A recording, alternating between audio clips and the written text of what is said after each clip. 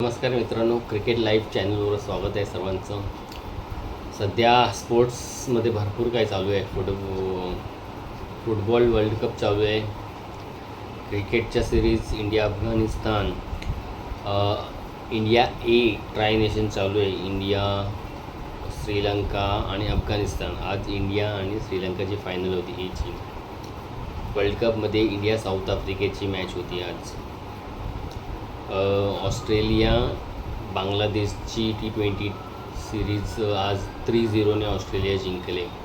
New Zealand इंग्लंडची taste series आहे, त्यातली दुसरी टेस्टसुद्धा न्यूझीलंड आज जिंकले. अजून काय एवढं क्रिकेट आहे, फुटबॉल चालू आहे, हॉकी चालू आहे. सध्या भरपूर स्पोर्ट्स चालू आहेत, तर बोलण्यासारखं खूप आहे. सुरुवात करतो कालच्या इंडियाच्या मॅचवरून. काल इंडिया सिरीज आधीच जिंकली होती. तिसरी मॅच एक काय औपचारिकता होती. त्याच्यात त्या लोकांनी अफगाणिस्ताननी टॉस जिंकला आणि पहिली बॅटिंग केली आणि 218 केले. त्यांचा कॅप्टन शाहिदी पहिली सेंचुरी केली त्याने. 131 बॉल्समध्ये. त्यांचे 34ला 4 विकेट होते. नंतर त्याची आणि उमर जाईची एक पार्टनरशिप झाली 100 रन्सची. उमर जाईने 50 केले, 56 बॉल. चांगला खेळत होता तो पण नंतर लगेच 50 केल्यावर आऊट झाला. प्रसिद्ध कृष्णा काय बॉलिंग स्पेल टाकला बापरे. 8.2 ओव्हर्स 2 मेडन 23 रन्स देऊन 5 विकेट फायपर घेतला आहे त्याने. तर प्रसिद्ध कृष्णा कधी अचानक एवढा चांगली बॉलिंग टाकतो की काय बॉलर वाटतो. कधी एवढी खराब बॉलिंग टाकतो की त्याला टेल एंडर बॅट्समनसुद्धा 6-4 मारतात. पण इंडियासाठी सध्या खूप चांगल्या गोष्टी आहेत, स्पेशली बॉलिंगमध्ये. जे फास्टर बॉलर इंडियाला येतात तेवढे चांगले, म्हणजे स्पीड स्किल खूप इंडियाकडे लक्झरी आहे सध्या फास्टर बॉलरची. बॅट्समन तर आधीपासूनच आहेत आपल्याकडे. तर अशा पद्धतीने इंडिया सिरीज जिंकली. इंडियाकडून काय चेस करताना जी काय रोहित शर्मा आणि जयस्वालने स्टार्ट दिली, बापरे दोघं पण भयंकर फॉर्ममध्ये खेळत होते. रोहित शर्मा पहिला आऊट झाला, त्यांनी केले 69 बॉलमध्ये 9 4 3 सिक्सेस. जयस्वाल नॉट आऊट राहिला 86 बॉलमध्ये 15 4 3 6. आणि आपला हा आलेला 1 डाऊन कोण, श्रेयस अय्यर, त्यांनी 20 केले 19 बॉलमध्ये. तर इझी विन. आपण 28 ओव्हर्समध्येच 218चं टार्गेट चेस केलं आणि खूप डॉमिनेट परफॉर्मन्स होता तिन्ही मॅचमध्ये इंडियाचा. तर इंडिया ODIची पण एक जबरदस्त टीम दिसते. तरीसुद्धा अजून ह्या टीममध्ये विराट कोहली यायचं आहे, जसप्रीत बुमराह यायचं आहे, हार्दिक पांड्या यायचं आहे आणि अक्षर पटेलसुद्धा बाकी आहे. तर चांगली इंडियाची टीम दिसते ODIची. विकेट किपरचे ऑप्शन आहे भरपूर. KL राहुल चांगल्या फॉर्ममध्ये आहे, ईशान किशन चांगल्या फॉर्ममध्ये आहे, रिषभ पंतचा पण देखील विचार करतील. ओपनिंगचे स्लॉट भरपूर आहेत. गिल आहे, रोहित शर्मा आहे आणि यशस्वी जयस्वाल आहे. आता कोणाला चान्स मिळतो, म्हणजे मोस्ट प्रोबेबली रोहित शर्मा आणि गिलच करतील वर्ल्ड कपला ओपनिंग.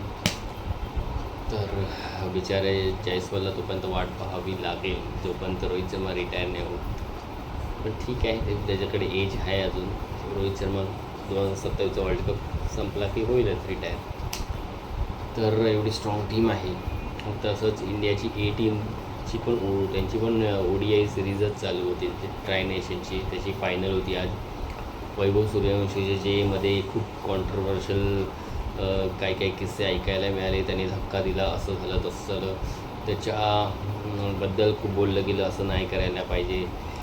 सध्या त्याला खूप डोक्यावर बसवलं जातं आहे, खूप पॅम्परिंग केलं जातं आहे. तर त्याचा फोकस आता हटला आहे क्रिकेटवरून. तो एकदम स्टार झाल्यासारखा वागतो वगैरे. त्या गोष्टीला त्याने त्याच्या परफेक्ट बॅटने उत्तर दिलं आणि एका प्लेयरनी असंच उत्तर द्यायचं. बोलण्यापेक्षा, फिजिकली कोणाबरोबर हे होण्यापेक्षा हे सगळ्यात बेस्ट आन्सर आहे.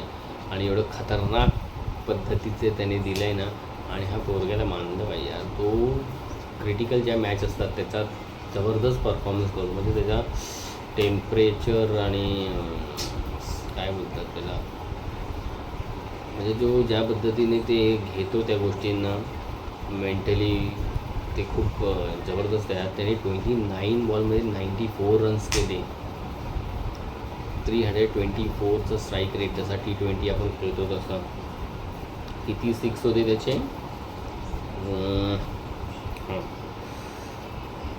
10 for 8 6. मी हायलाईट्स बघितले, मॅच बघायला नाही मिळाली. प्रियांश आर्या पण 29 बॉलमध्ये 39 रन. जर काय स्टार्ट दिली, आणि त्यांनी वर्ल्ड रेकॉर्डच केला. 11 बॉलमध्ये 50 केली. आणि अजून जर तो 30 बॉलात 100 केली असते ना त्यांनी सेंचुरी, तो पण एक वर्ल्ड रेकॉर्ड झाला असं मला वाटतं. 31 बॉलमध्ये ODI 100चा रेकॉर्ड डिव्हिलियर्सकडे आहे. 31 बॉल्समध्ये त्यांनी केलेली. तर आज त्याचा पण ब्रेक झाला असता, पण एका शॉटनी तो राहिला. बॅड लक. पण एवढी इम्पॅक्टफुल बॅटिंग केली की इंडियाने स्कोअर केला 50 ओव्हरमध्ये 377. ॲक्च्युली हा 400+ व्हायला पाहिजे होता, पण हा खूप मध्ये स्लो खेळला. तिलक वर्मा कॅप्टन. तर स्कोअर असा होता इंडियाचा. 39 केले प्रियांश आर्याने, 94 केले वैभव सूर्यवंशीने, ऋतुराज गायकवाडने 40 केले, आणि तिलक वर्माने 67 केले. पण बॉल त्यांनी 90 खेळले सर्वात जास्त. कुमार कुशाग्र आहे, त्यांनी 36 केले. युवराज त्यांनी 27 केले. अनुकुलने 39 केले. अशा पद्धतीने इंडियाचा स्कोअर झाला 377, जो व्हायला पाहिजे होता 400+. पण ठीक आहे. श्रीलंका तशी तिकडे त्यांच्या कंट्रीमध्ये खूप स्ट्रॉंग टीम आहे. त्यांनी इंडियाला लीग मॅचमध्ये हरवलं होतं. तर तरीसुद्धा त्यांनी पण 311 केले 9 विकेटवर. त्यांच्याकडून सदेरा करून बॅट्समन आहे, त्यांनी 57 केले, 53 केले. त्यांचं कॅप्टन आहे सहान, त्यांनी केले 38. आणि वानुचू करून बॅट्समन आहे 7 ते 8 नंबर आलेले, त्यांनी 62 केले. यश ठाकूरने 3 विकेट घेतले 45 रन्स देऊन. दीपराजने पण 3 विकेट घेतले 60 रन्स देऊन. तर फायनलमध्ये इझी विन मिळाली इंडियाला. मॅन ऑफ दी मॅच राहिला वैभव सूर्यवंशी. 94 रन्स, आणि काय तर 6 मारत होता त्याचे. म्हणजे असे हिट पण जरी असले ना टाईम बरोबर, तरी बाउंड्री इझी क्रॉस करतात. तर जबरदस्त बॅटिंग केली. ते त्याच्याबरोबर झालेलं कॉन्ट्रोवर्सी, श्रीलंकन प्लेयरने त्याला स्लेज केलं होतं एजवरून, की एज त्याचं खोटं सांगतो आहे, तो 20-22 वर्षाचा आहे वगैरे त्याच्यावरून. आणि त्यांनी त्याला मग धक्काबुक्की केली, असं खूप काय चाललं होतं सध्या. तर आज त्यांनी सगळं श्रीलंकेन प्लेयर्स ओव्हरऑल सर्वांची तोंड बंद केली. 94ची इनिंग जस्ट 29 बॉलमध्ये. इनक्रेडिबल यार, कसली हिटिंग करतो हा पोरगा. जेव्हा खरोखर इंडियामधून खेळेल ना, हो बघण्यासारखी असते मॅच. पण त्यांनी पाय जमिनीवर ठेवायला पाहिजे. जर त्यांनी पाय जमिनीवर, तर बरेच असे चांगले प्लेयर त्यांचं करिअर बरबाद पण झाले. विनोद कांबळे, पृथ्वी शॉ, अजून असे खूप प्लेयर आहेत. तर ते त्याला थोडं मेंटेन करावं लागेल, कारण प्लेयर त्याला टार्गेट करणारच, स्लेजिंग करणारच कशा नाही कशा गोष्टी. त्याच्या फिजिकवरून त्याच्या एजवरून वगैरे पण बोललं जाईल. तर पण त्याने तोंडाने किंवा फिजिकल न होता बॅटिंगने सगळ्यात चांगलं उत्तर देऊ शकतो. तर होप असंच त्याचं परफॉर्मन्स चालू राहील येणाऱ्या पुढच्या सिरीजमध्ये देखील. इंडिया वुमन्स आज वर्ल्ड कपमध्ये साऊथ आफ्रिकेवर हरले. स्कोअर खूप कमी केलेला, 158 केलेले, जे साऊथ आफ्रिकेने इझिली चेस केले. 161 फॉर 4 विकेट, 18.44 या 2 ओव्हर्समध्ये त्यांनी केले. तर वुमन्स टीमला थोडं बॅटिंग आणि इम्प्रूव्हमेंटची खूप गरज आहे. 157 आजकालच्या 2020मध्ये कुठे चालतो. 170 180 तरी पाहिजे कमीत कमी. ठीक आहे, अजून पण चान्स आहे त्या इंडियाला पुढे जायचा, बघू. पण आता टफ मॅच आहे त्यांच्या ऑस्ट्रेलियाबरोबर सुद्धा. बांगलादेश ऑस्ट्रेलियाची मेन्स टीमची पण सिरीज चालू होती.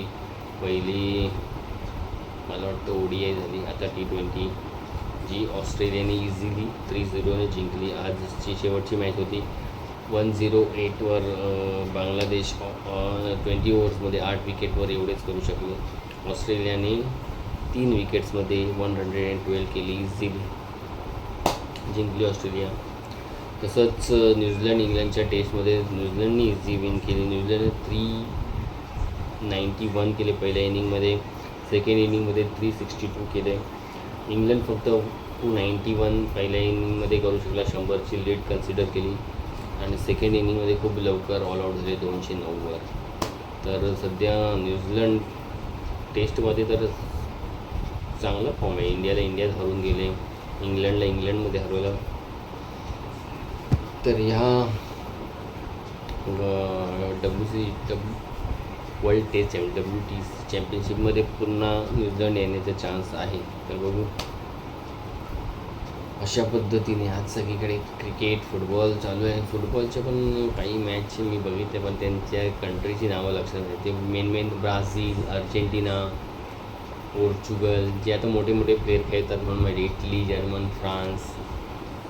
तर जबरदस्त आहे. पण फुटबॉलमध्ये ना एवढा फास्ट गेम असतो, इकडे तिकडे पासिंग मस्त मजा येते बघायला. म्हणून तर एवढा वर्ल्ड वाईड फर्स्ट नंबरचा गेम आहे तो. काश क्रिकेटमध्ये पण असेच अजून टीम, अजून कंट्री येतील. तर मित्रांनो, आजच्यासाठी एवढंच. व्हिडिओ आवडला तर लाईक करा, शेअर करा आणि सबस्क्राईब करायला विसरू नका. प्लीज सबस्क्राईब करा आणि असेच माझ्याशी जुळून राहा आणि आपली स्वतःची काळजी घ्या. सेफ